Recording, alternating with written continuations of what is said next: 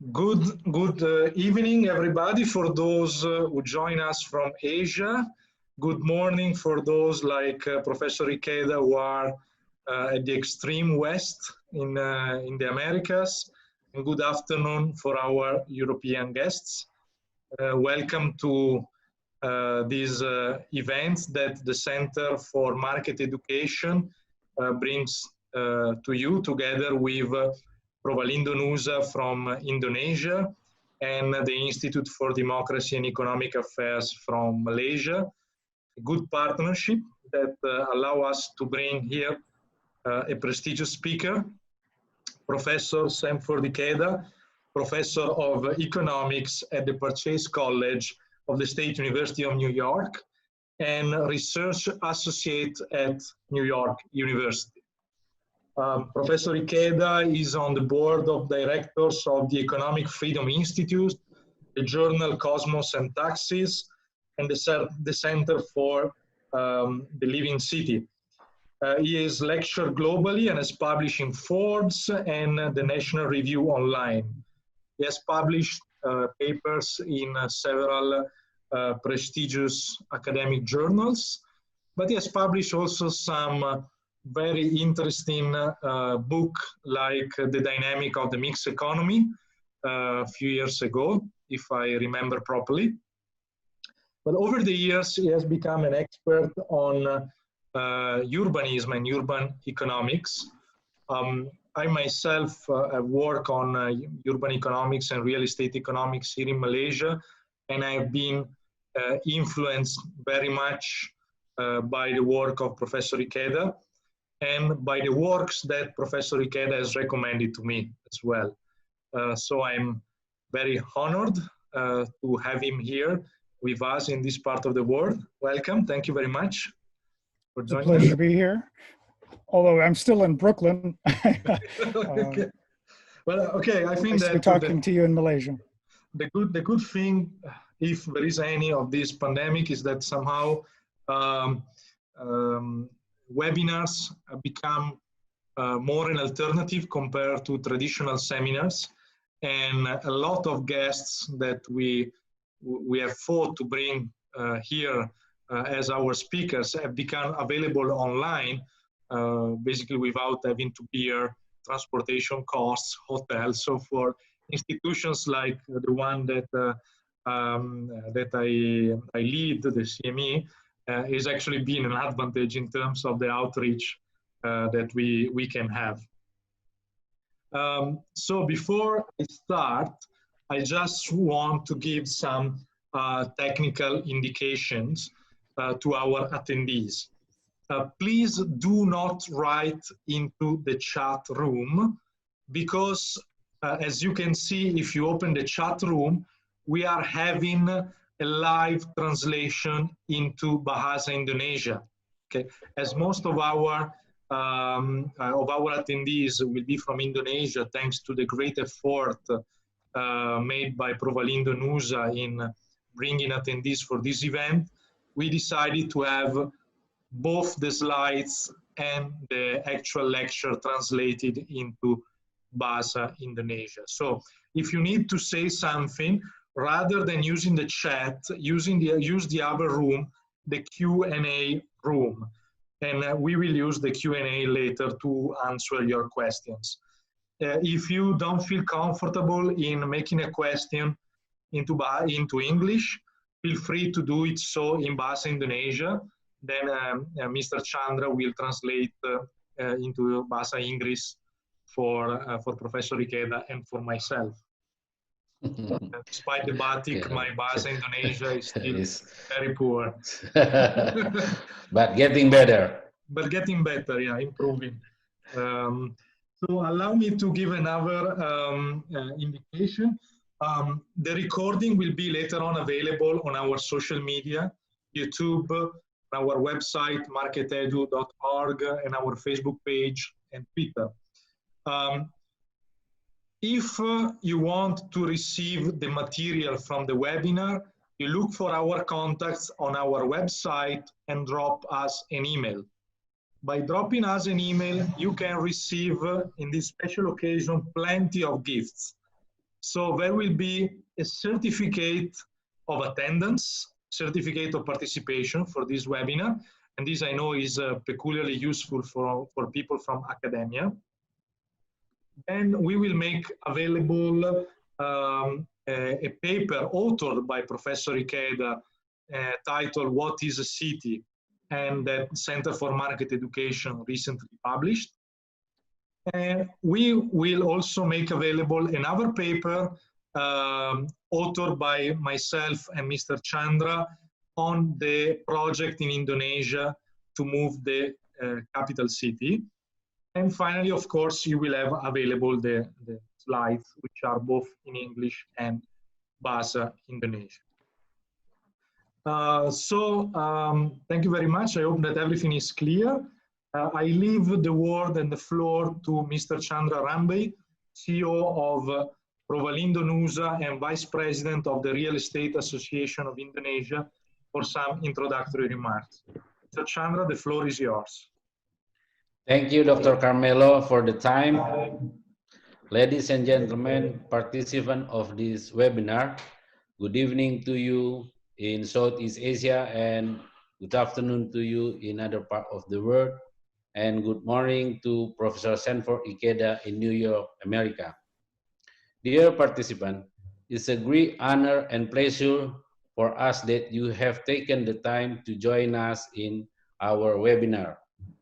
Our topic for today is urban planning and spontaneous order, which will be discussed by Professor Sanford Ikeda from the Purchase College of the State University of New York, America. Professor Ikeda is an expert in urban economic and produced many works related to the urban economic in various journals and media in America.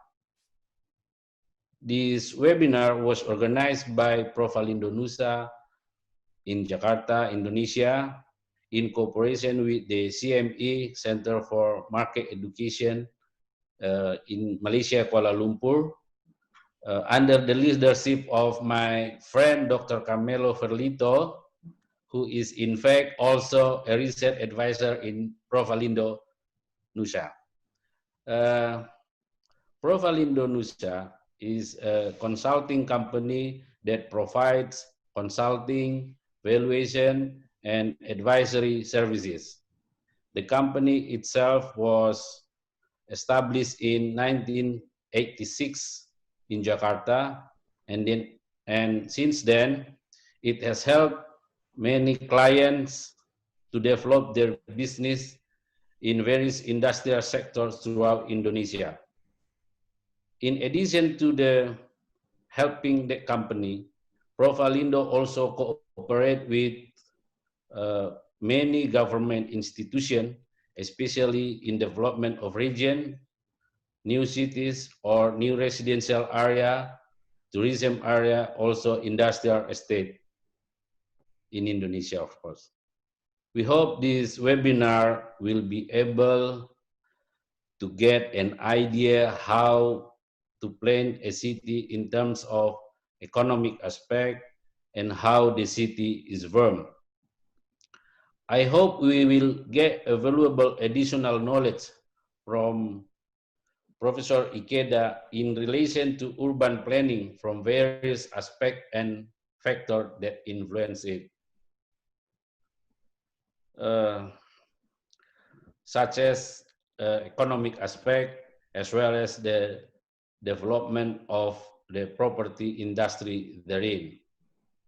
Indeed, Professor Ikeda reflection on urban development and planning has been crucial for the research work that Provalindo has done on the proposal to the move Indonesian new capital city.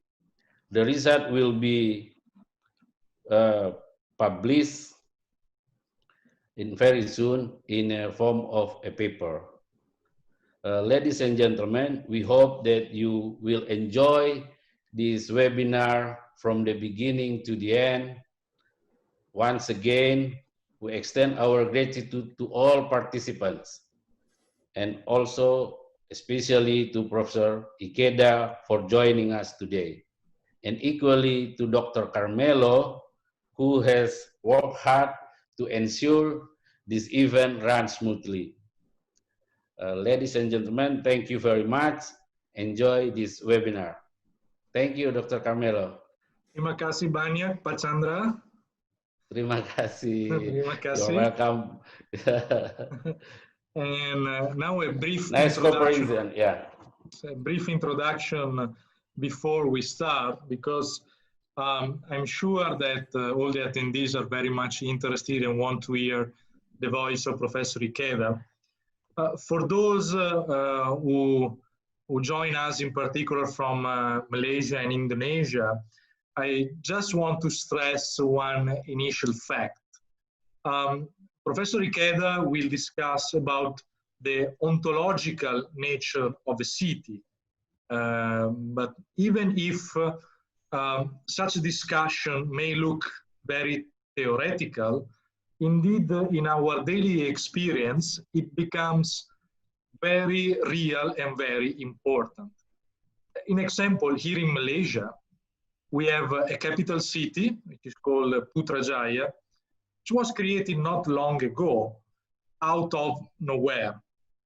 So it was a city that was totally centrally planned and built where there was nothing else before. And although I actually like Putrajaya in terms of architecture, the wonderful boulevard is very, very green. I like to go there and have a stroll. We have to be honest with ourselves and recognize that Putrajaya, beyond the political activity and the administrative function, is a dead city.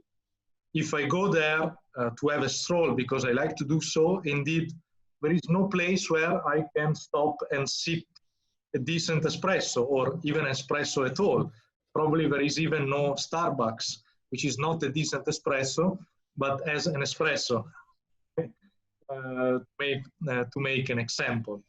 So the aesthetic beauty, the appealing beauty that we can find in Putrajaya doesn't correspond to a vibrant inner life of the city, which is indeed just an administrative center. And this happened despite Putrajaya is probably just around 20 kilometers away from the heart of Kuala Lumpur, the actual capital of Malaysia, and around 20 kilometers from Petalinjaya, which is the other big center of Malaysia. And for the people who are following us from Indonesia, think what is going to happen to the new capital city, which is planned to be built thousands of kilometers away from the present capital on a different island and requiring probably a couple of hours by plane to be reached from the present capital city. Which are the risks for this project? And me and Chandra have analyzed this in the paper, and the paper is indeed full of insights from Sanford Ikeda. I think you will see in the references quite a plenty of entries with Sanford Ikeda there, and is inspired a lot by the work of Jane Jacobs and Professor Alain Berthaud.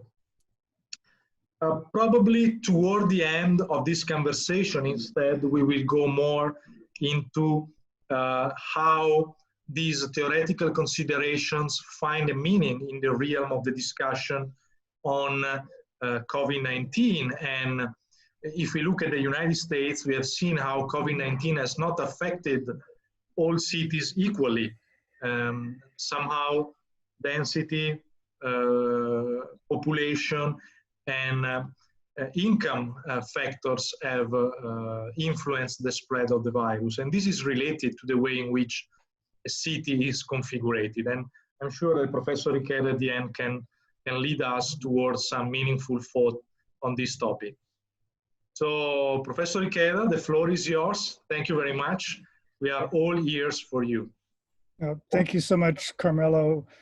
And I'd like to thank the CME and Prof Nusa for inviting me to this forum, and everyone who is logged on currently from all over the world. It's quite flattering. Thank you very much for that very generous introduction from you both.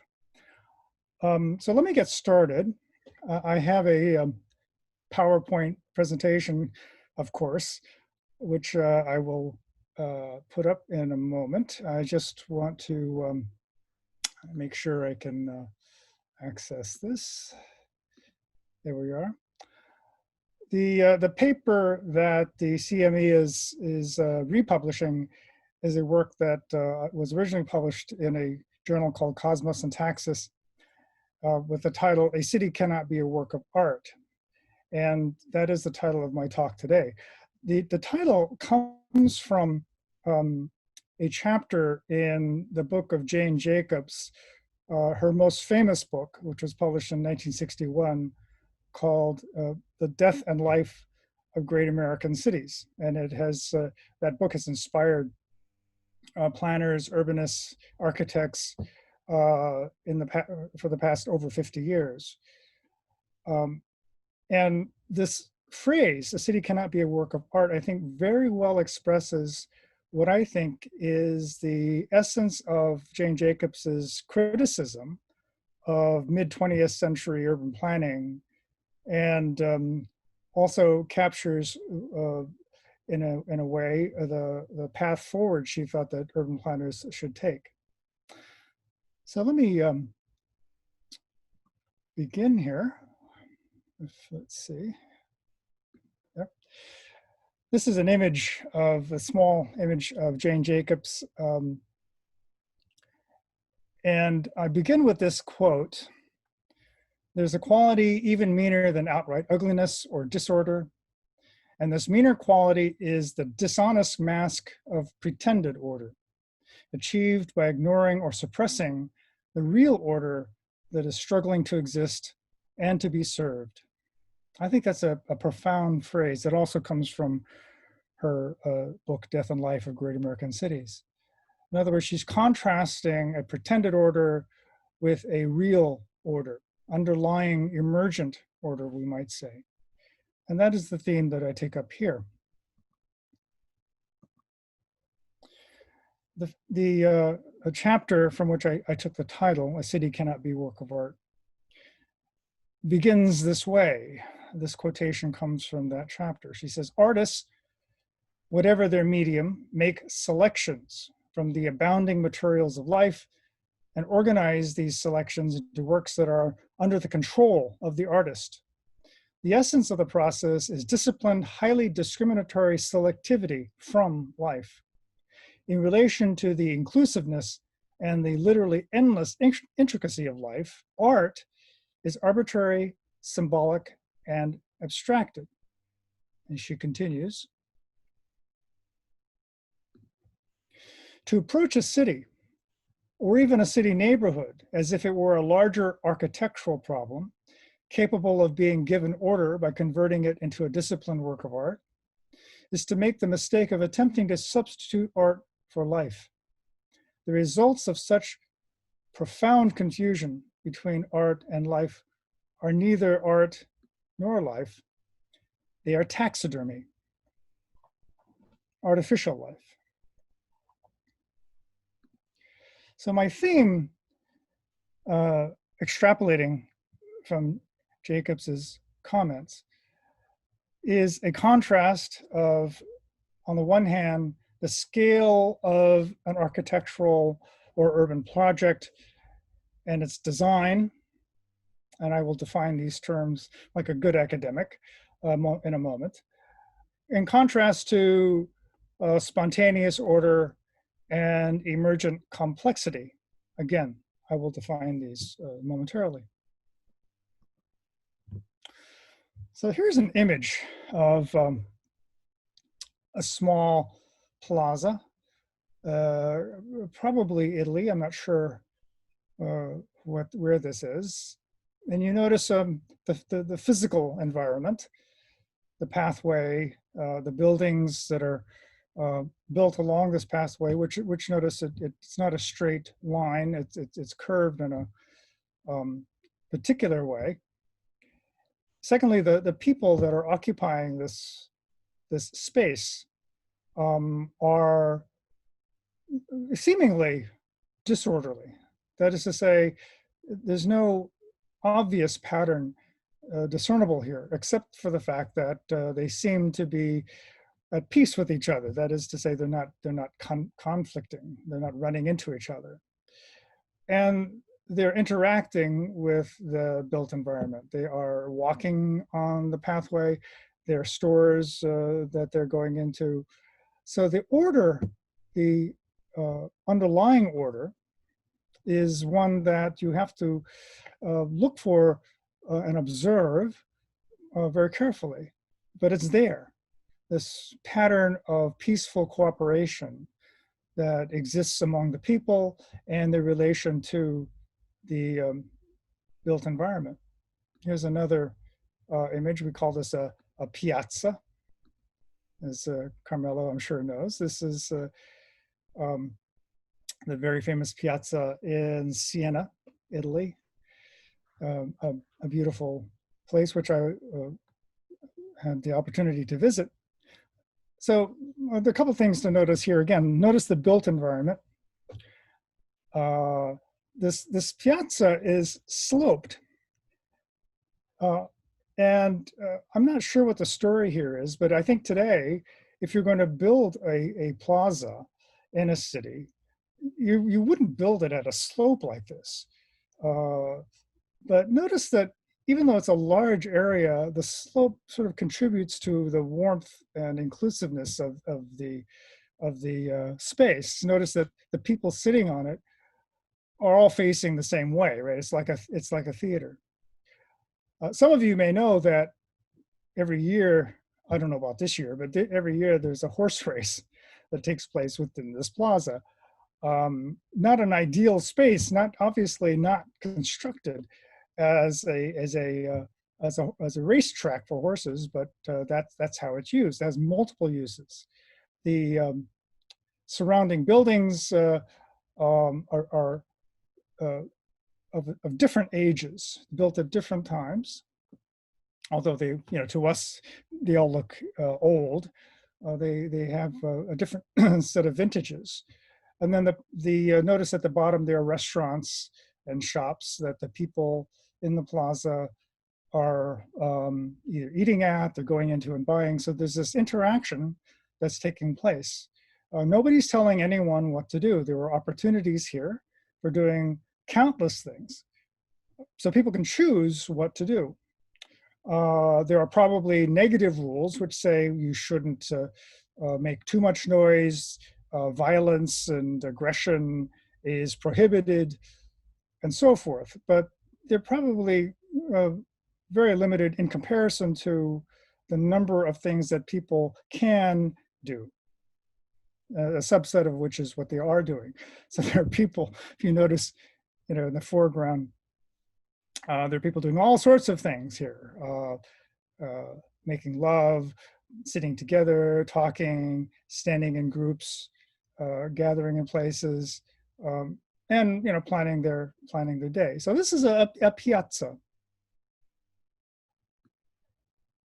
Contrast that with this image, which is in Pyongyang, North Korea. Striking, very orderly image. Certainly one's first impression of this image compared to that is one of much greater order. There are tens of thousands of people that constitute this order, that create this pattern. Clearly, someone had an image that he or she wanted to create using individuals, but in this flag, the North Korean flag, and the background, the marchers in the foreground, but the people who are being used in this fashion have their individuality completely stripped away from them. if you've ever been in a parade or a marching band or something like that, there are strict rules that you have to do. There are mandates, if you will. And what is not mandated is forbidden. So that, you know, if you take some random person, you know, right there, he or she has to be standing in a particular place and do a particular thing at a specific time. Otherwise, you're undermining the order. The order consists of each person not pursuing his or her own plan, but of conforming to the rules that tell him or her what to do.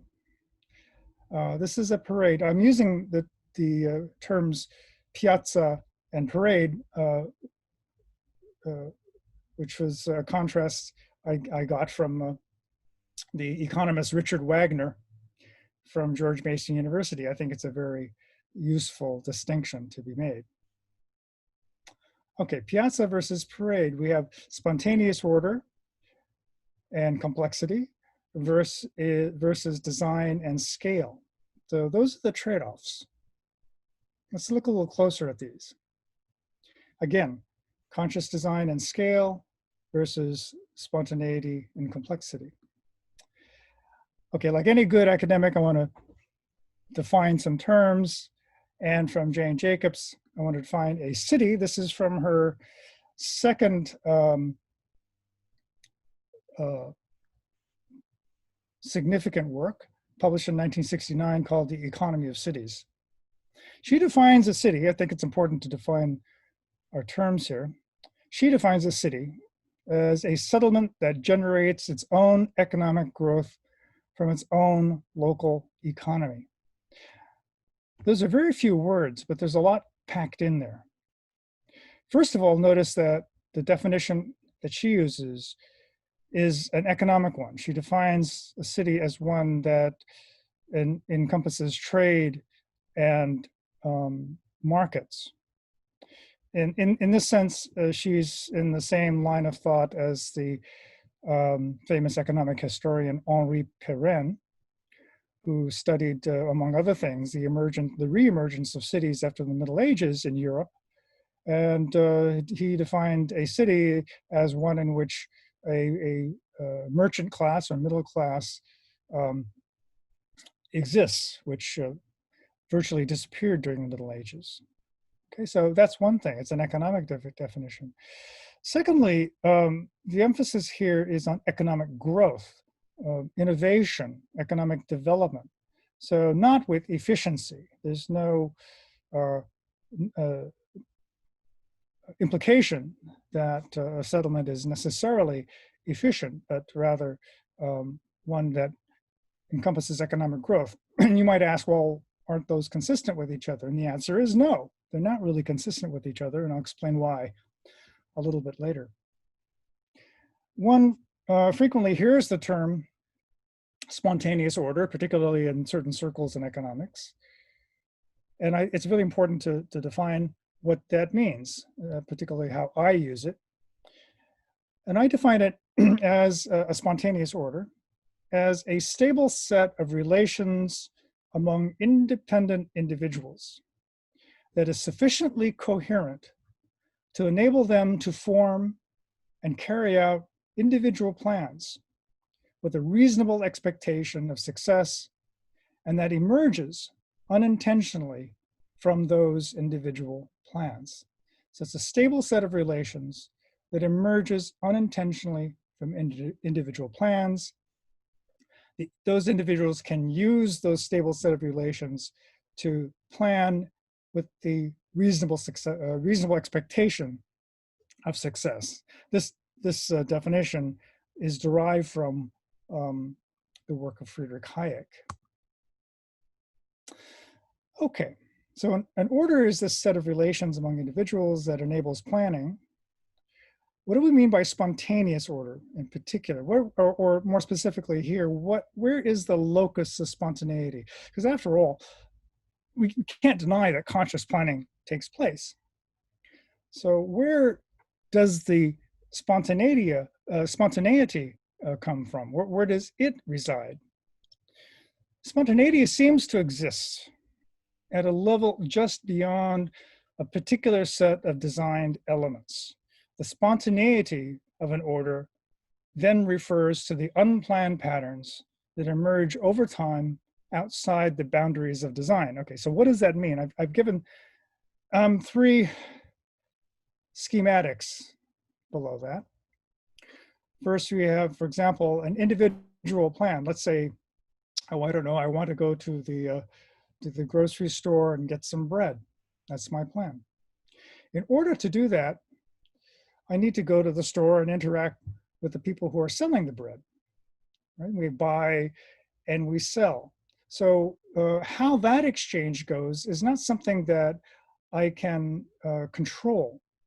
When I make my plan, I have a pretty good expectation that if I go across the street to the grocery store, and well, I say across the street because I live in Brooklyn, and we have these things within easy walking distance, that if I go across the street for a loaf of bread, then I'll probably find it, right? The relationship exists to my knowledge, and if I go across the street, it'll be there, and I interact. We buy and sell bread. Now this is going on everywhere within an economy. Not only buying bread, but buying milk, buying and selling cars, buying and selling labor services, capital, and so forth. So these interactions combine, collectively constitute an order. And so whereas, okay, after a while, we have an interaction of buying and selling in one particular market, the amalgam of all of those relationships, what emerges from that is a social order which nobody has planned. So we might have planning at the individual level. Once those stable set of relations exists, we might be able to in some ways organize or institutionalize that. However, from that then emerges a social order. Let me skip down to the last, which is relevance to our topic today. You have an individual structure, a building that is designed by an architect.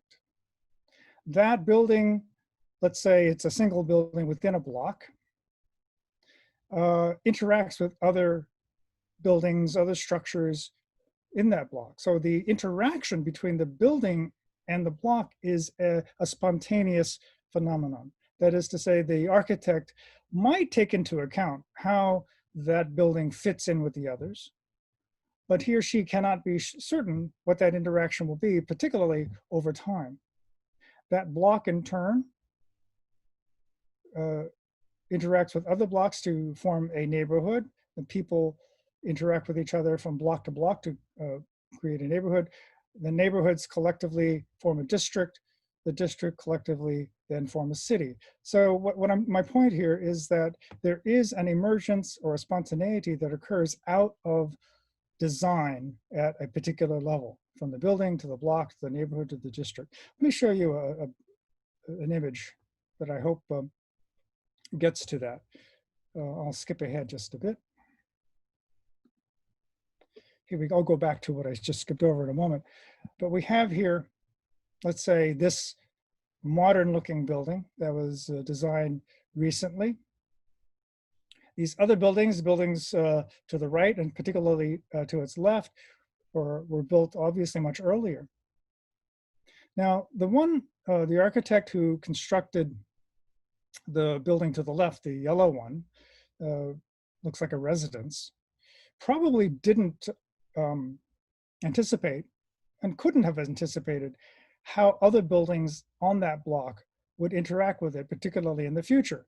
Other buildings may have existed, but there may have been probably something else beside that yellow building that was torn down and was replaced by this modern structure.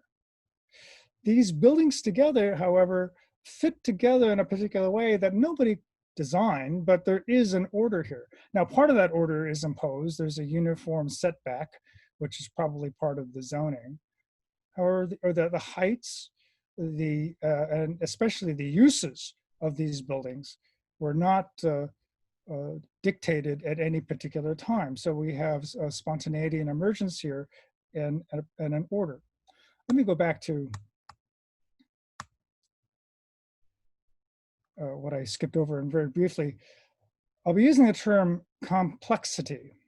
And so let's say something about what we mean by complexity. The degree of complexity, again, this is from Hayek, refers to the minimum number of elements of which an instance of the pattern consists in order to exhibit all the characteristic attributes of the class of patterns in question. Okay, so what does that mean? Suppose you take a piece of paper and you draw a circle on that paper, and you put 2 horizontal dots at the top. If you show that to a child, the child might say, oh, that's a face. And especially if you were to draw a line toward the bottom of that circle, as a mouth, you have 2 eyes and a mouth, that's a face. So the number of elements is relatively limited, let's say to 4 elements, the circle, the 2 eyes, and the mouth, to represent a face.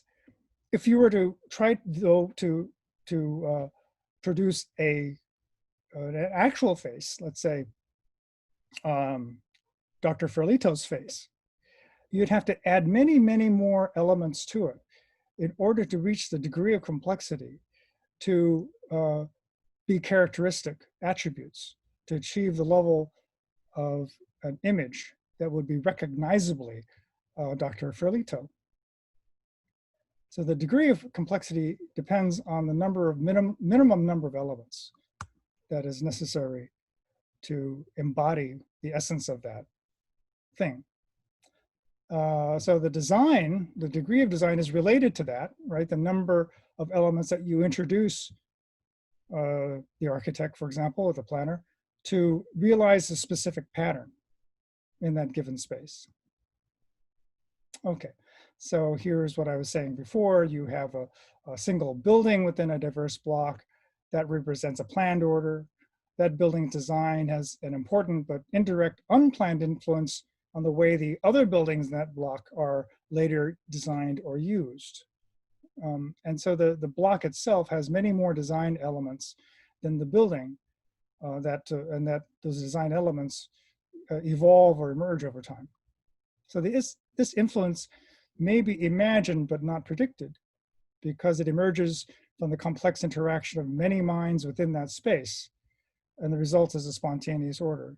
So the larger the scale of the structure, you go from a single building on a block with other individual buildings to something like this, larger scale building, an apartment complex with mixed use on the bottom, but it's all planned all at once, and it takes up the entire block. You're substituting the intelligence of the planner or the architect for the multiple intelligences of people building separate constructions over time.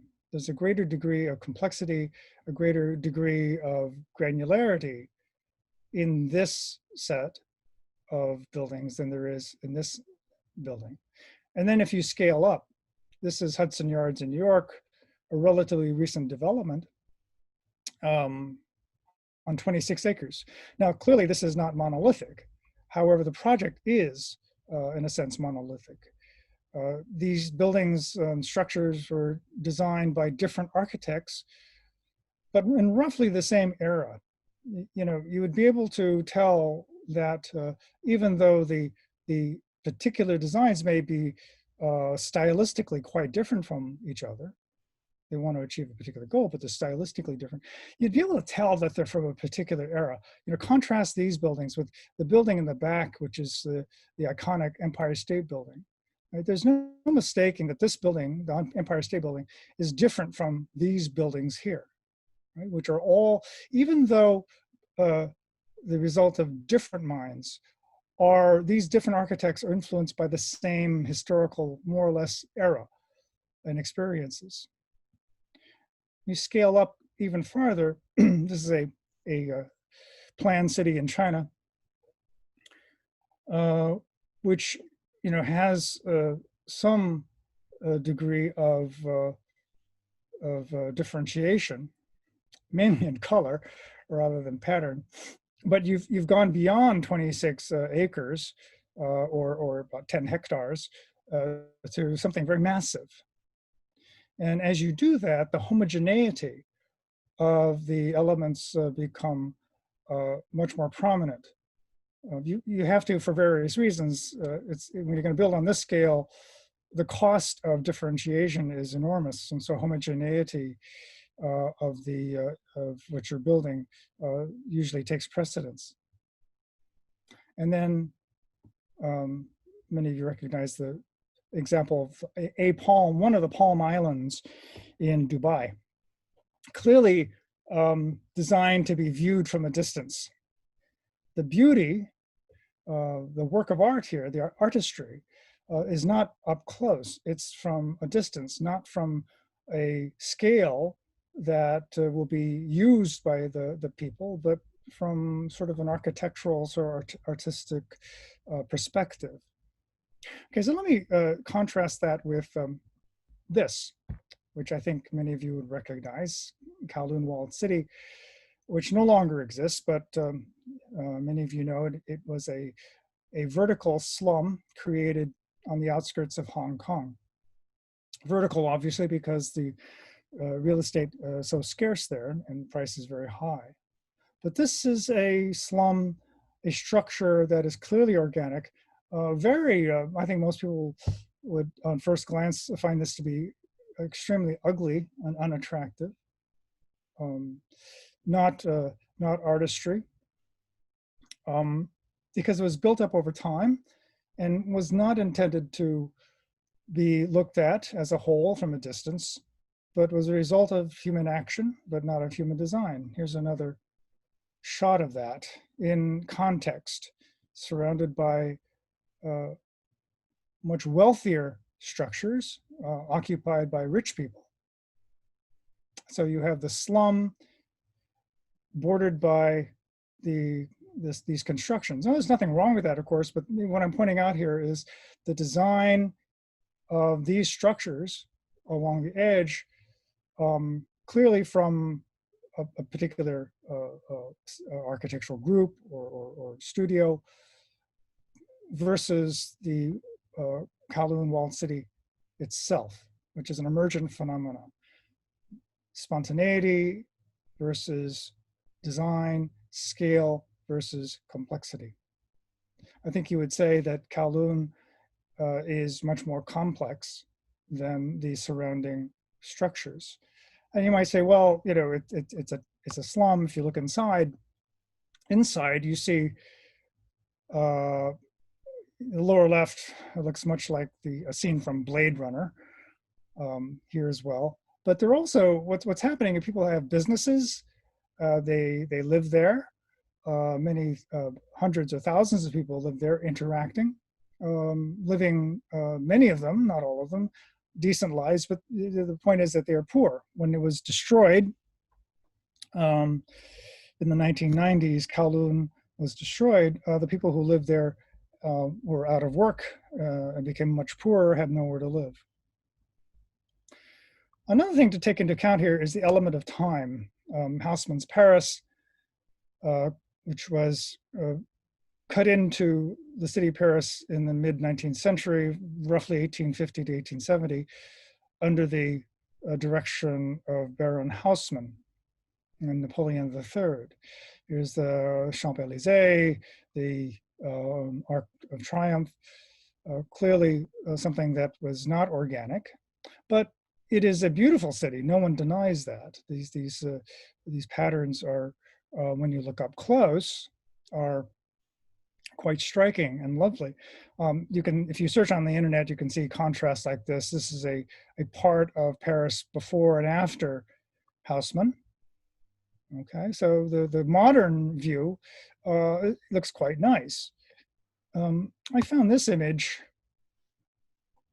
of Paris in a boulevard that was just after it was constructed, around 1870, according to the caption. And something like, I don't know if this is the same place today. Okay, now don't be deceived by the color. Obviously it looks much nicer with the color. But my point is that the element of time allows people to adjust to the built environment, but also to adjust the built environment itself. One of the things that planners up until recently did was to dictate what the form of the constructions would be. It was Haussmann built these structures, and they all look fairly alike. They all have uniform setbacks, heights, and so forth to achieve this kind of harmony. So we might call this form-based zoning today. But he didn't dictate what the uses would be. So we didn't have functional zoning until fairly recently. Okay, so contrast that with the new construction, which looks rather raw. This actually may be an artificial image, so it probably looks nicer than it actually is. All right, so let me get a little bit more abstract and bring us to the comparison more explicitly. This diagram has two axes. The horizontal axis gives you the scale of a project. Think of this in terms of urban planning. You're planning for a large district in a city. And up on the vertical axis, we have complexity and spontaneous order. Let's do that comparison. These two lines represent, for example, point A to point B. The line AB represents a trade-off between the complexity that a district has and the scale that the planner plans to build on. So, for example, as you go toward this origin up this line, the scale, the size of what you're planning shrinks. So you go from the entire city to smaller districts, to neighborhoods, to blocks, to individual buildings. So if the planner is just simply building an individual building, fit among other individual buildings, the level of complexity, interaction, and organic emergence is quite high. The larger the scale, the planner plans for, from individual building to block to neighborhood to district to the entire city, the level of complexity and spontaneous order shrinks. The other line, A prime B, represents the following relationship. At any scale, let's say the district scale here, at the moment the construction is made at that particular year or era, you have the level of complexity that is allowed, but over time that complexity can increase. So that's that distance here. Another relationship is between the design itself and the complexity of the order. So here, imagine you have a completely negative space. In other words, there's nothing in it, and there's no design. Well, you have to have some design element, property boundaries, for example, in order for there to be any planning and successful planning and complexity to emerge from that. So after some minimum amount of design, you move this way to the right, more and more design elements contributed by the planner for a given, let's say for a given block. Those design elements complement the plans of those individuals. It enables them to carry out their plans. It contributes to the spontaneous order. So, for example, if you have rules that forbid aggression, or you establish certain property rights formally, or you have rules that try to minimize the amount of spillover and noise and pollutants, that certainly would contribute to overall complexity and social order. But beyond some point, for a given block, let's say, if you try to minutely plan, such as that large block size construction that I showed you earlier, if you try to go farther and farther, the level of spontaneity and complexity begins to fall. So beyond some point, we can call it, point D star here. The design, the more you design, the less spontaneity and complexity there will be until you've eliminated it entirely. You forbid, it's like the parade grounds in Pyongyang. What is not mandated is forbidden. And those are the two diagrams compared, which I can go back to later if you like. So living cities then cannot be uniformly planned this way, that is cities in Jacobs' sense, and they can't be efficient. Why can't they be efficient? What is the standard of success in this case? It's not efficiency, it's not the economist concept of efficiency. The architect Rem Koolhaas, in his book Delirious New York, makes this statement. And this is about Manhattan, but I think it applies to any great city. He says, the entire spectacle that defines the dark side of metropolis as an astronomical increase in the potential for disaster, only just exceeded by an equally astronomical increase in the ability to avert it. So you have elements that are trying to break out, creative elements that are disruptive, but then you have other elements such as entrepreneurship and people who are seeking opportunities that coordinate and make these diverse elements complementary. So there is a, and that's, the experimentation and trial and error that cities foster. Why do you need to experiment? You experiment because you're not sure what the outcome will be. You don't have the answer. So you try different things. You have successes, but mostly failure. And those failures entail disorder. They entail smells and conflict. But that's an accompaniment, a necessary accompaniment to innovation and creativity. If you try to eliminate that messiness, then you're going to destroy the basis for creativity and innovation. You can't have innovation, economic development, without that messiness.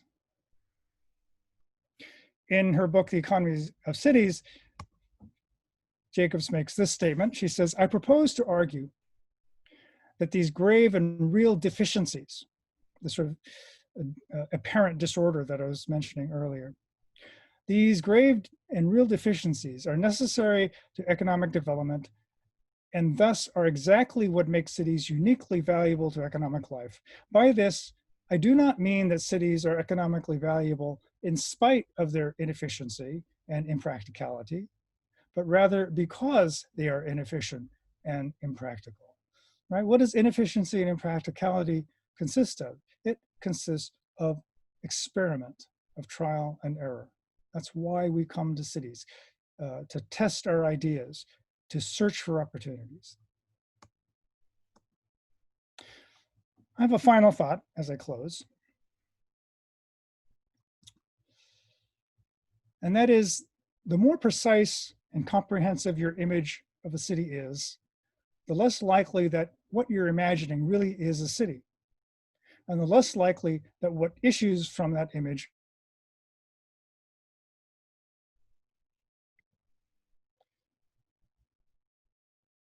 the city is not a man-made thing.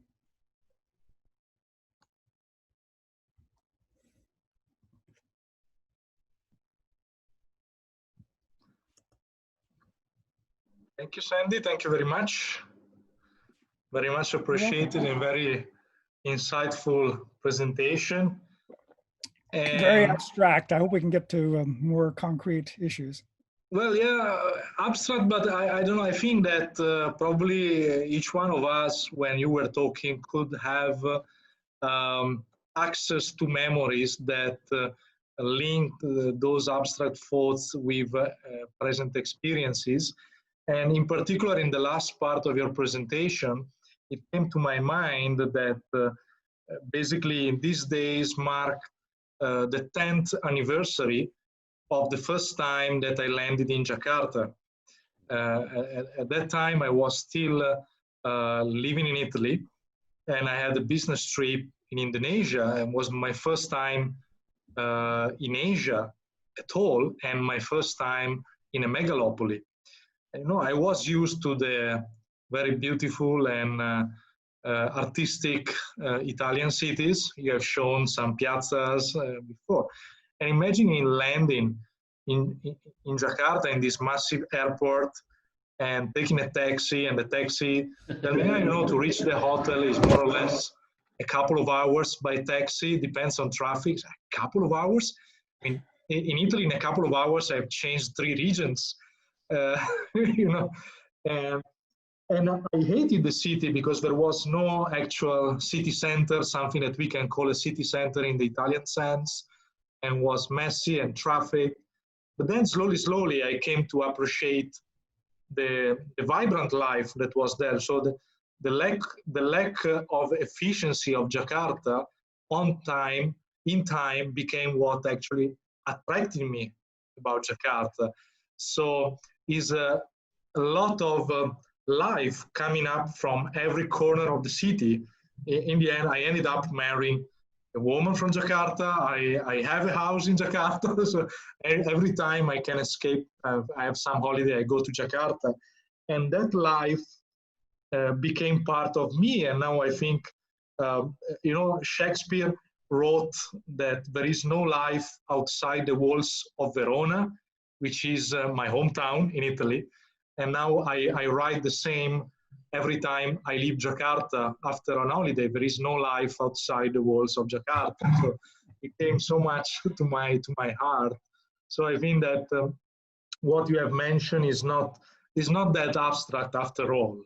You know, Glad to hear that. so at least for me, I mean, I've been in so many, but even I've been in megalopolis like Dhaka, which is even much worse than Jakarta in terms of smell, pollution, and traffic. You can't have more than 2 meetings in a day in Dhaka because you can't move around more than that.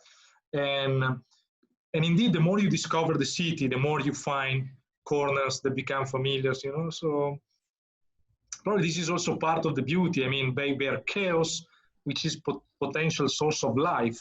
In the order, like you show in a parade, there is no life, you know.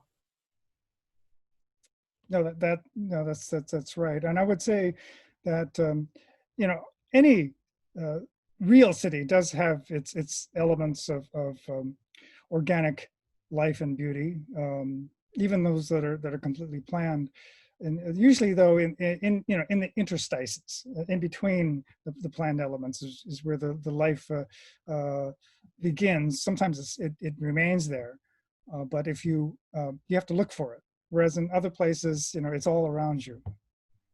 Yeah, it depends on whether the built environment and the rules that people use enable and promote that kind of flourishing. Indeed. So now we open the floor for the Q&A.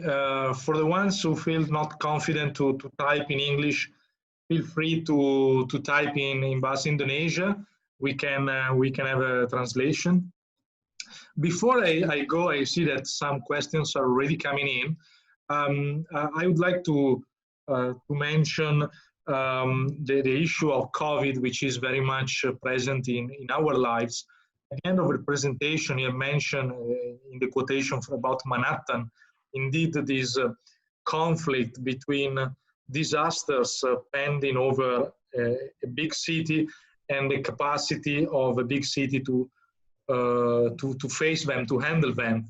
What are we experiencing now that indeed is evident in the United States, but was the same in Italy, where big cities indeed look more affected by this issue? Will they will find their inner force to fight back? You know, I think the short answer is yes. Right? If and the degree of success in fighting back will depend on how flexible the governance structures allow the people who are living in these cities to adjust. I mean, the pandemic will be the source of countless books and dissertations and articles in years to come, because it is there's so many aspects to it. Let me take two things. One is you touched on the relationship between density and the spread of the disease. And I want to make a point that Jane Jacobs stresses. And her point is the difference between density, that is the number of persons per hectare, versus overcrowding in a given structure. And so you may have an extremely dense district, let's say the Minato district in central Tokyo, where you may have a single person living in a very, very small flat of, I don't know, 200 square feet or so, just basically a closet to, 20 square meters, whatever that may be, whatever is permitted. And you may have many of these clustered in a high rise, and so the density is extremely high. Well, that sort of density is different from having, let's say, 5 or 6 people intergenerationally living in a flat of, let's say, 1,000 square feet. That is 5 times larger, because that is a situation in which you're coming into contact every day, almost every moment, with people who may have to go out and work and come back in. And so that kind of overcrowding within a particular unit is, I think, a major source of the spread of this. I'm not an epidemiologist, and I've seen some research, but I think the research is still right now premature or very early. But that seems reasonable. So let me just make the point between density per se and overcrowding. And overcrowding is largely a function of income. And so you tend to see overcrowding, many people, many generations living in the same dwelling where there are poor people. And indeed, this is what you see, at least in New York. And the poorer neighborhoods, the COVID-19 is spread much more rapidly. The infection rate is much higher than in wealthy neighborhoods. So I think the wealthiest neighborhood in New York City is the Upper East Side. It's also one of the densest in terms of population, in terms of number of units per hectare. And it has one of the lowest, if not the lowest, infection rate. So, and the second thing, so density versus overcrowding. The second point I would like to make with respect to the pandemic and in terms of flexibility, it's just one example. I live in Brooklyn. I walked out onto Montague Street, which is a nearby street in my neighborhood. And the city has permitted restaurants to spread out into the street. Montague Street is your typical 60-foot wide street, but what they've allowed restaurants to do that don't have large interiors is to put tables on the sidewalk, but also to extend barriers about 1/3 of the way or 1/2 into the street so that people can sit outside. This is totally against zoning regulations, right? But in this particular instance, the rules were flexible enough to let people to adjust, make a living, to enjoy restaurant dining, which most of us still haven't experienced in 4 months. And as I say, businesses to continue to operate in some way. So that's just one example of what I mean by flexibility of the structure and flexibility of rules. Okay, let's start with the Q&A from the public. So following very traditional ubi maior minor cessat, I will start with a question from Professor Alain Berthaud, who is asking, do you think that in planning new neighborhoods or new cities, the small size of the lots are key in maintaining spontaneous order? For instance, the small lots in the planning of the grid were key in creating diversity and spontaneous order in an otherwise uniform rigid grid? Yes, I think that's right. Urbanists and planners use this term granularity, which refers to the degree to which there are different uses within a particular geographic area. And I showed you the image in my presentation of a single building within a block. There are different uses, different entrances within that block for these different uses. And it's that diversity of land use. And this is, again, something that Jane Jacobs emphasized in her Death and Life of Great American Cities. The diversity of land use is a resource that people in cities can draw on to be creative. That is to say, you walk along a particular block and it's all the same building, right? All a supermarket or warehouse or even an apartment building. It lacks interest, and there's not much combination you can do there. But if there's a residence, if there's a law office, if there's a laundromat, if there's a you name it, right? Some kind of dry goods store, that gives you an opportunity to combine different uses, however mundane they may be, in one single trip. So yes, I think it's if the planning is let's say more form-based or scale-based than functional-based. That is to say, you limit the size of the lots. That could encourage. Now, of course, you can go to an extreme this way, and where is the what's the optimal size of lots? And I think the answer is we don't know. And even if we were to find it at a particular time, it might change over time. So I think what Professor Berthaud has emphasized is that planners, whether you're private or public planners, he emphasizes public planning more, have to monitor what is going on there. For example, you look at the variables of per capita income.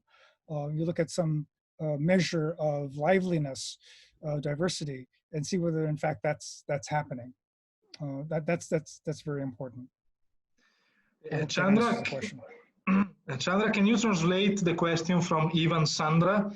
Saya sangat tertarik dengan presentasi tadi. So we give a floor to some. Which was it? Okay. Yeah. Yang mana? Saya sangat tertarik dengan presentasi tadi. Awalnya saya kira kota yang bagus adalah kota yang terencana secara detail sehingga mampu menggantikan kehidupan di dalamnya. Namun, did you find it? I have to read it all. The microphone, you are mute. Yeah. Okay. Not yet. I will find it, and maybe I will give the question later. Okay, you can continue to the floor, I think. Ivan Sandra, yeah? Yeah, Ivan Sandra. One interesting question from Emile Paneuf. Is there a difference between a spontaneous order and an emergent order? I think there is. There are different definitions of spontaneous order and emergence. The economist David Harper from New York University has written a couple of articles categorizing the different ways that economists and other scientists use the term spontaneous order. Here's how I see the difference. And emergence is a property such that the whole is greater than the sum of the parts. So for example, if you take the individual letters, D, R, O, W, okay, in English, that's not a word, okay, but the individual letters have a meaning. There's the letter D, R, O, W. Each one has a individual meaning, but if you put them together and then reverse them, you have W-O-R-D. you have a word, which is the word word. And that word, the meaning of that is different from has a property that's different from each of the elements. So the whole cannot be decomposed into the elements. And so that's an example of emergence. Clearly, it's not spontaneous, right? Because I can write that word, and I can mean a particular thing by that word. But it does express what happens in a block when you have different buildings, as I was showing you earlier, and their interaction to fit together. A spontaneous order is emergent in that sense, but I see it as taking place through time, and it is unintentional. So you can have, for example, a chemical compound, a drug, that is an emergent order, but it has to be very, very carefully planned and executed in order for that drug, whether it's ibuprofen, let's say, so that'd be successful and not poisonous. Okay, but it's not spontaneous. But a city, a language, a culture, a law, that is spontaneous because the order that emerges was not planned by anyone. So we have an unplanned order, which is emergent, but you also have emergent orders which are planned, if that makes sense. They're not the same thing. Yeah. Thank you. Another interesting question from Johanna Sturmak. She mentioned that indeed there has been a flourishing literature about spontaneity and spontaneous order, but these ideas struggle against the central planning orthodoxy. So what do you think prevents spontaneous order from being spontaneously embraced?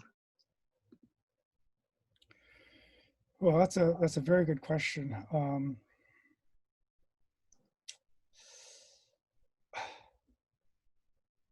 Let me go back to Jacobs, if I may. You know, she criticized people like Robert Moses, who was a great urban planner, great in terms of his influence on New York City and the state of New York, for not seeing the intricacy and underlying spontaneous orders of city. Jacobs did not use the term spontaneous order, by the way. She used related terms, for example, organized complexity. But anyway, the criticism, I think, is essentially the same. Okay, why did he ignore this? And her explanation is that, well, when planners go to school, to learn planning, they look at it in a particular way. They treat a city as a simple problem, not as a complex problem. Okay. Joanna's question is, well, you know, there's been 50 years since the publication of that book, and in many programs, her book is read. So why haven't planners adopted that point of view? I don't know, but I suspect, you know, if you're an architect, for example, I think that you have an ambition not to build small, but to build large.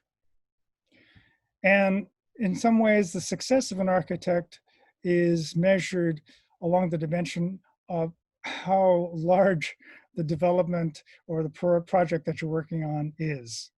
Yeah, you know, I don't know, there aren't too many architects, maybe some, who get famous simply by building small structures. But I think the great ones, Philip Johnson, Frank Lloyd Wright, are famous because they build large. And so here we have that trade-off between scale and spontaneity that I tried to illustrate with the diagram and through those images. So I guess what I'm saying is that it's sort of driven by ambition, a kind of hubris, that you can create a development, you can create a city in the same way that you can create a building. And I think this is a terrible mistake. What you can build is a dormitory, or you can on that scale, right? A bedroom city, or a workplace, or a Disneyland. but you cannot build a city in Jacob's sense, a city of innovation, of creativity, of process in that fashion. And as the mind of the planner or the architect substitutes for the multiple intelligences of people who are organically creating that city, the less spontaneous that city is going to be. Thank you. So I can see here that the question from Ivan Sandra has been translated. It's quite interesting indeed, because it emphasizes on the role of the human element. So it's saying that, okay, thanks for the presentation. I think that a good city is a city that I was thinking that a good city is a city that were planned in details, independently from the individual ways of living. But in the end, the life and interaction of each citizen is the one, is the element that gives the city its vibrant life. What's your opinion on it? Well, I think that's essentially, if I understand the question, my message, that the life of the city percolates up. It comes from the bottom up rather than the top down. Now, I don't want to say that planning is not necessary. We can talk about public planning or private planning within a given project. You do need conscious planning at some level to enable, to complement the individual spontaneity. So, for example, I mentioned earlier in terms of the physical infrastructure, you need some roads or pathways. You need to be able to provide water and lighting and waste disposal and that sort of thing. Now, there are different ways of doing that. Some of those don't require large-scale planning, but you need to at least think ahead that these things are necessary and provide for them directly or indirectly. So you are in this way complementing the emergence over time of this unplanned order. Now, think about mobility, the ease of getting from one place to another, the low cost of getting from one place to another. Right, you need to enable that to happen, and that would take some form of overall planning. Again, not necessarily government planning, but there needs to be that provision. Thank you. We have another question about the pandemic. And an attendee is asking how the pandemic affect urban planning studies, or if they should be affected at all as a city is a spontaneous order. And then he's asking also if our cities are ready to face any bigger health crisis in the future. So I have to say explicitly, I'm not a urban planner. I'm never trained as an urban planner. What I learned about urban planning, I've read in books and articles and talking to urban planners. But I don't want to sidestep the question. The urban planners I've spoken to have said that, well, there is probably not very much that urban planners can do positively to adjust to the pandemic. I mean, you don't know where the next disaster is coming from. You could say, for example, in New York, one of the problems is there's not enough outdoor space for restaurants to expand into, so that you might zone then the spaces to be smaller, and then have larger outdoor spaces. You might then mandate some ratio, minimum ratio of outdoor space to indoor space. Okay, well, that might address this particular problem. But then what if there's a hurricane right? And so people need shelter from the rain and from the elements. You have to crowd into these small spaces, and all the structures, the tables and things that are outside get blown away and are relatively unprotected. That's a trivial example, but I think it gets to what I'm saying. You can't prepare for the next disaster based on what happened before. But what you can do, and I think what you have to do, is to embed flexibility, or to enable flexibility within those rules. And this takes constant monitoring.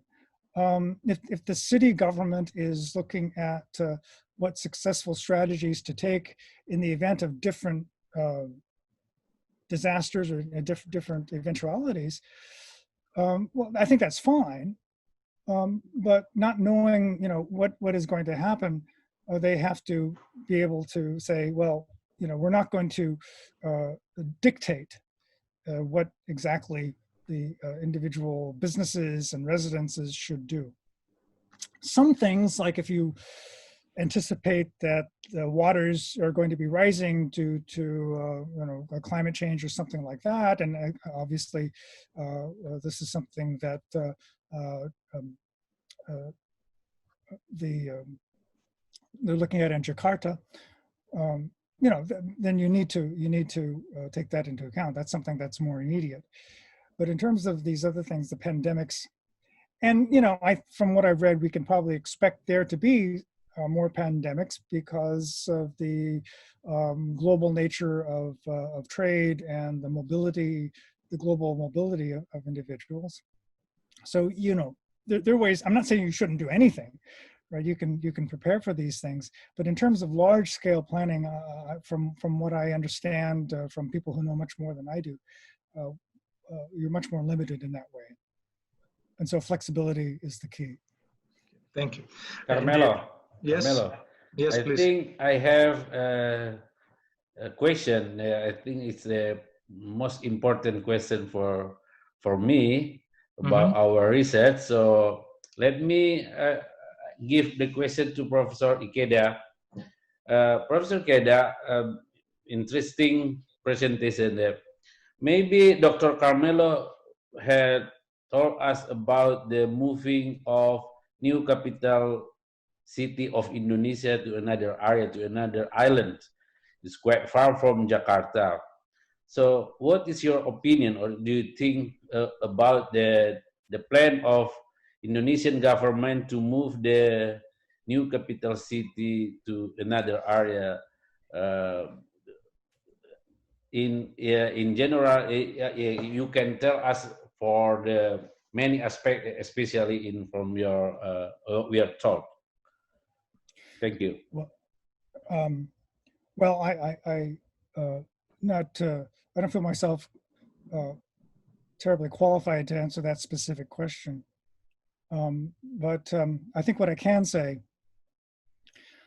is, first of all, what is it you're trying to achieve?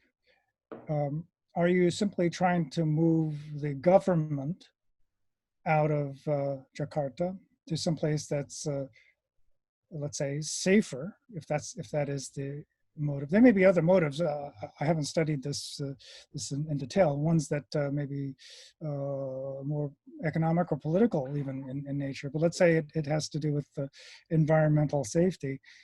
Do you just want to move? Do you want to move? Are you trying to move the entire city, not just the government, but the businesses, residences, culture, to a new location? I would say that is, if that's what your goal is, that cannot be planned. That's very wishful thinking. Which is not to say you cannot establish something that might later become a city. And what I've learned from Alain Berthaud is that if you're going to do something like that, it's best to locate next to an existing settlement, because if you have to travel 2 hours or even fly to achieve to get to a particular city, it's not going to be a city, right? You need mobility not only within the city, but from that city to other places. But maybe that's not what you want to do. Maybe you want to isolate the government structures from other structures, in which case you know building something like a fortress, that would be appropriate. But probably that may not be what you want to do.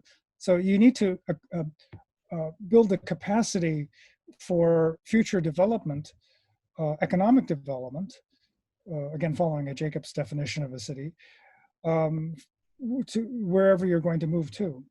And so accessibility, mobility, people, a city is a place where people want to get to and a place where they want to stay, right? You have to attract them, they have to want to stay there.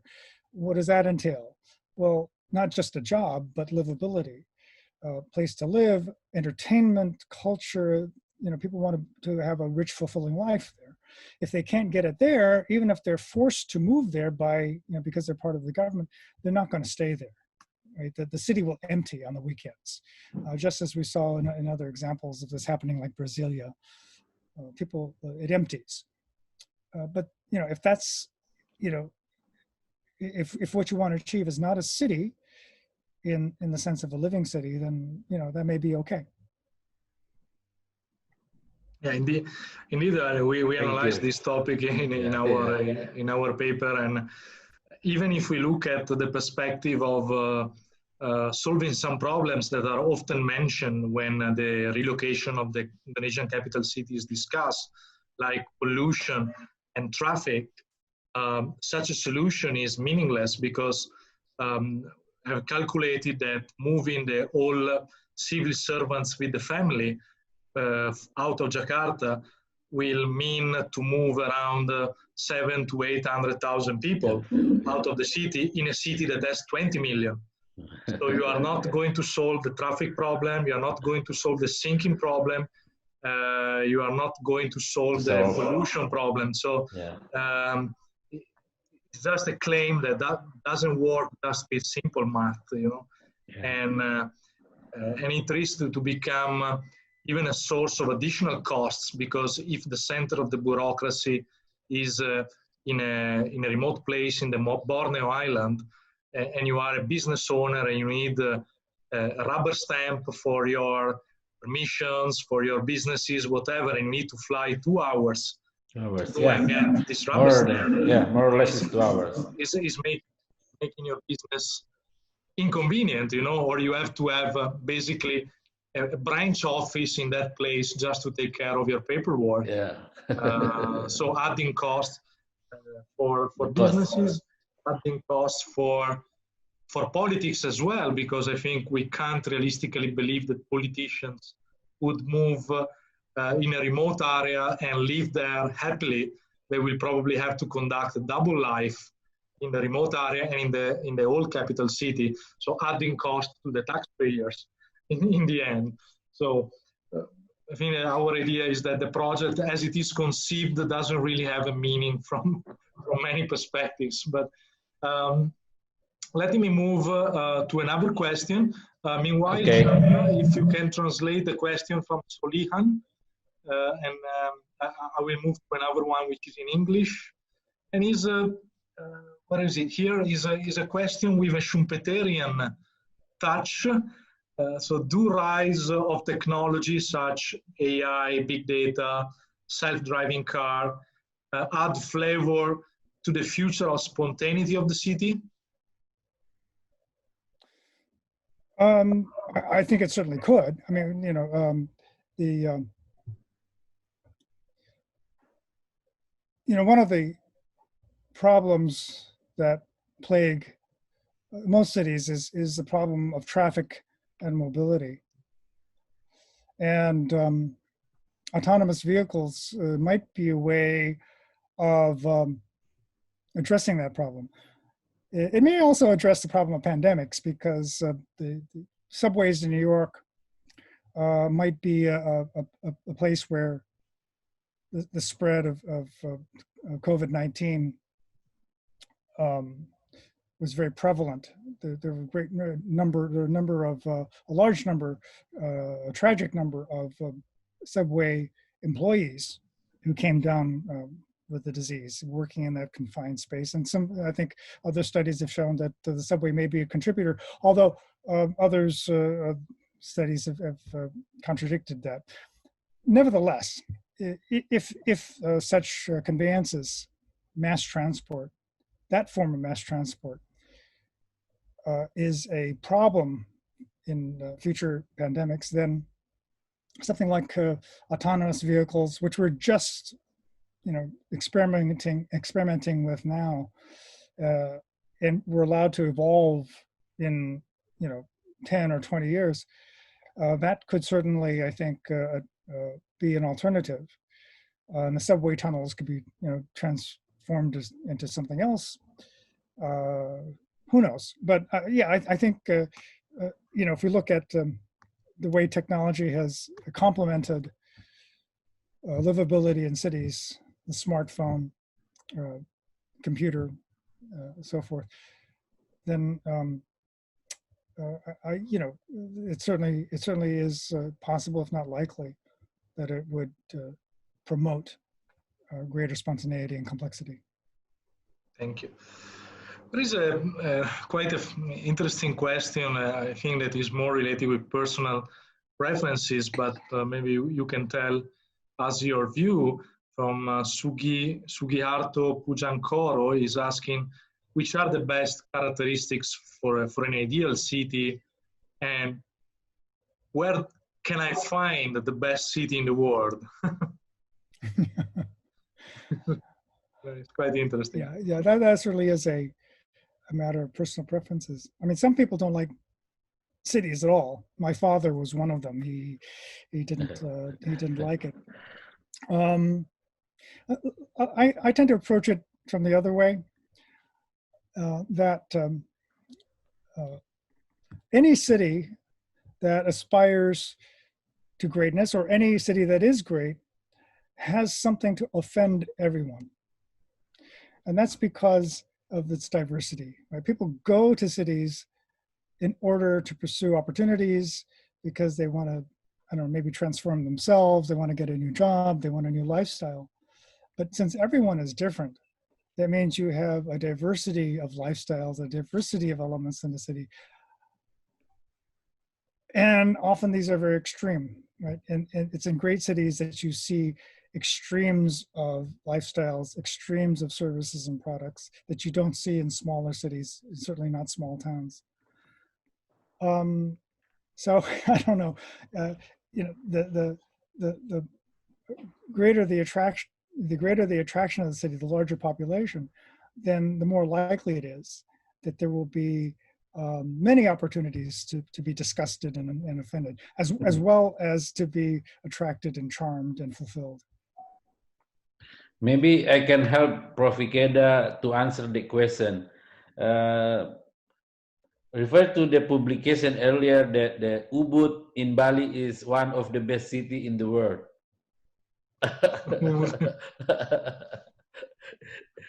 Yeah. As Professor Ikeda said, in fact, it's a matter of preferences, because if I look at myself, I'd rather live in Jakarta than in Bali. Yeah. Even if many people love Bali as a places with beaches and these kind of things. I like the mess of Jakarta. I like more to surf the waves of chaos than the waves of sea. So this is one day I think we will invite Prof Ikeda to Jakarta. Have you ever been here? I've not, and I would relish the chance to do that. Maybe you can feel the same with Dr. Carmelo. Yes, hopefully once the borders are open, because at the moment we can't go anywhere. We can just within the same country. It seems that we are back in time, with the mobility around the world, except Europe, where internal movements are allowed. In this region, despite COVID has been much milder here, we can't really go anywhere. And me as a foreigner here, I'm even not allowed to go to the church. So imagine if I can go, because I'm a foreigner, and as a foreigner, I'm virus bearer. So I can't even go to the church next to my house. So Okay, so move to other questions. There is the first question, which is quite interesting, made of 3 sub-questions. How do you convince someone that complexity is desirable? By what data was the graph with the trade-off between complexity and degree of design constructed? And if you can mention the inefficiency and impracticabilities that are necessary for a city. Those are very good questions. About the data question, I have no data. That is to say, this is something, I mean, in a way, it's like the demand curve sloping down. Right? The trade-off between price and quantity demanded is something that is derived from principles, but it's also verified by experiment. If you follow Vernon Smith and his experiments with empirical demand supply curves, but also just from daily experience that other things equal, the more expensive something is, the less you're going to buy of it. The trade-off between spontaneity and planning is based on just the principle that the more that you as a planner substitute your plans for the myriad of plans that are out there in terms of use of space, or economically in terms of what can be bought and sold, ipso facto, right? There's going to be less spontaneity and from that. Now, the empirical question is, well, what is the slope of that curve? Or with respect to figure 2, the one that had the look like a hill, where is the peak of that hill? If you remember that diagram, was a relationship between the amount that you design, the degree of design, and the level of positive complexity and spontaneity. And it goes up as you design, but then it reaches a point and then it comes down. And so the point is, where is that? Is that close? Is that point close to the origin, where you have very little design, or is it closer to the other side, where you have a great deal of design?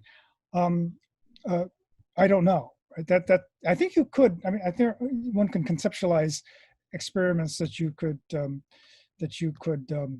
conduct, or at least measures that you could look for. But that there is a portion of that curve that is downward sloping, I think is correct, or is like the demand curve of economics, is one that is conceptually derived. So let me. So by way of pushing that aside, how do you convince somebody that complexity is desirable? Well, if you think of complexity, right, as multiple elements, take a supermarket, right? Many people complain that markets are wasteful because you go into a supermarket and there are like 10 different brands of cat food, right? Why do we need 10 different brands of cat food? And within each brand, right, there's a dozen or more different categories for kittens, for adult cats, cats with digestive problems, cats with dental problems. So why do you need all of this complexity? Why not just have cat food or limit it?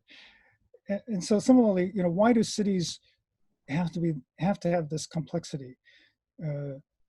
Why can't we plan them to be more simple?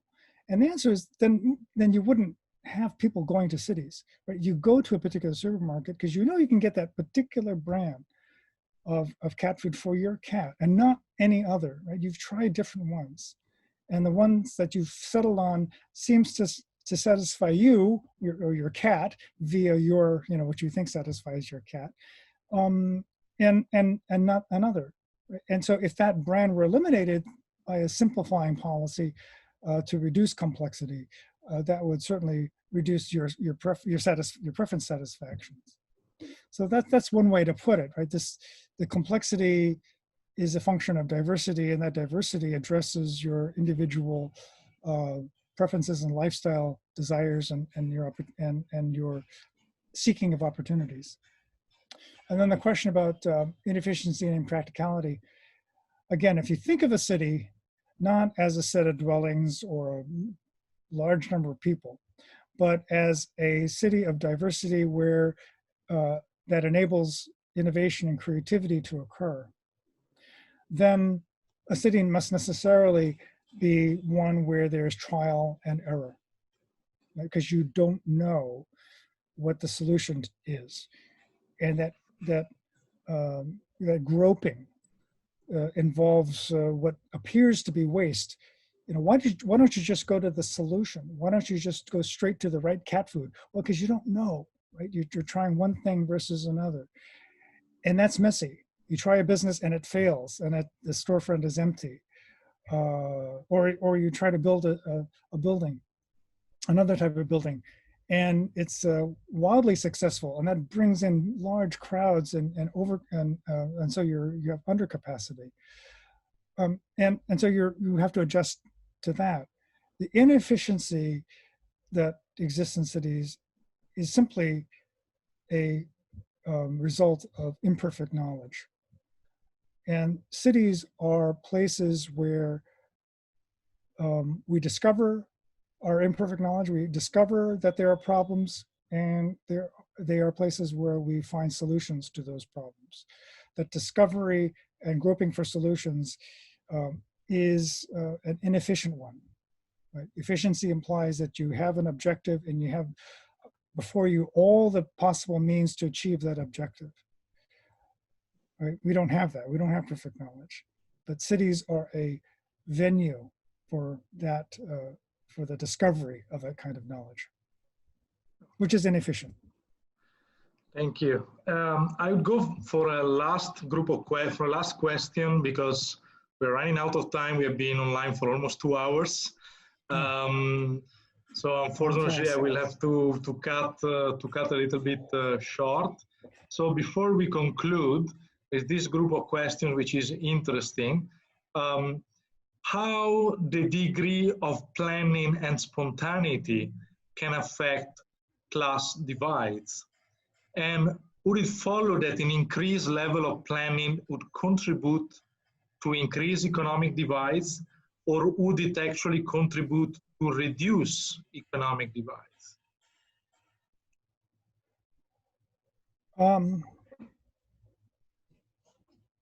Well, you could eliminate measured inequalities by mandate, right? You could institute a plan which says everybody is assigned a job for which they are paid the same amount, and housing will be provided uniformly. Other necessities, food, even entertainment could be provided uniformly. So that's one way, right, that planning can eliminate, or at least try to eliminate, inequalities. As we know, this has been attempted to one degree or another. And we have yet to see a success. Whether we're talking about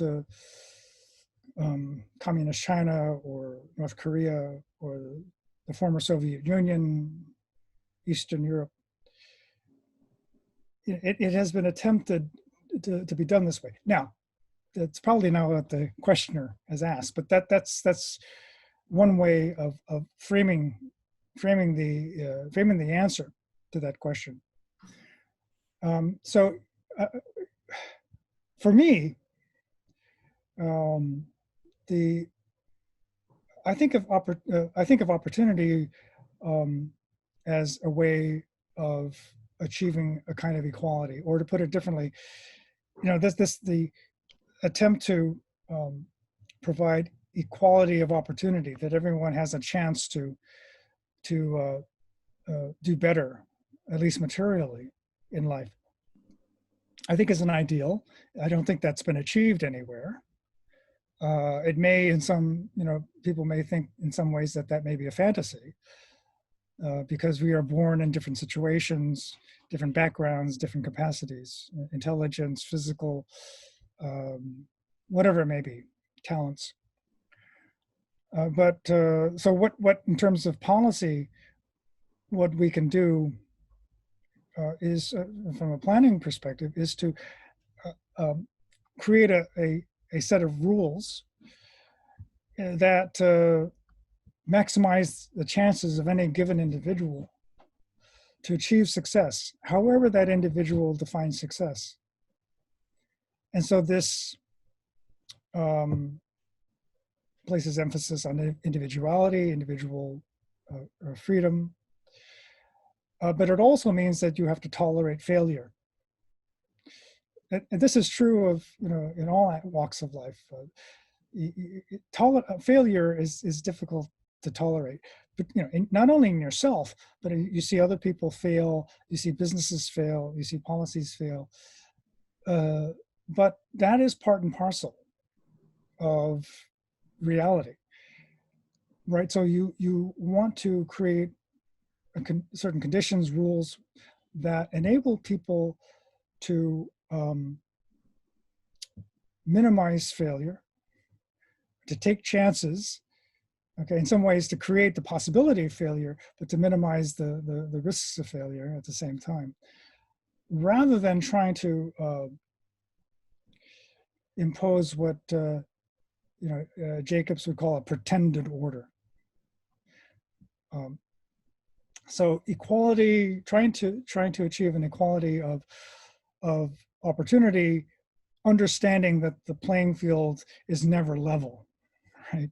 You have people who start very high, who fail, people start very low, who succeed, but you also, people who start off high, who stay there, people who start off low, who stay there. But to try to create conditions where mobility is possible, fail where you have to, succeed where you can. I don't know, that's the best I can come up with. Thank you very much. I think that we can conclude here. It has been a pleasure, and I think we bring home a lot of useful insights for reflection and interesting thoughts to apply to our own realities. Of course, urban planning is part of the political discourse, and even in Southeast Asia, where probably cities are still growing compared to the Western reality, the real estate and the urban discussion is probably deeper than what it is in the West, and I think that having seen mistakes and attempts from other parts of the world, probably this part of the world can benefit from that experience and try alternative routes, or at least try to avoid to do the same mistakes. That would be already quite a great achievement.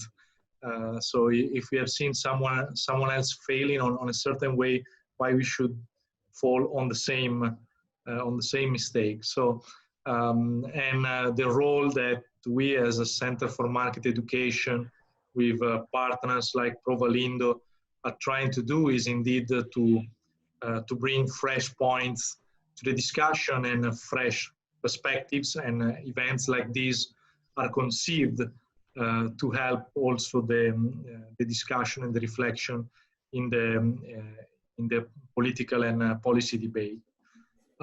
Before we close, and leaving also the word to Mr. Chandra for a final salutation, I would just like to remember to all the attendees that a certificate of participation, together with Professor Ikeda's slides, Professor Ikeda paper on what is a city, and Prof Lindo paper on the moving of the Indonesian capital city, can be requested by contacting us, looking at our contact details on the website marketedu.org, which I type now in the chat room. So on this website you will find all our contact details, and you can request the material that I just mentioned if you need it.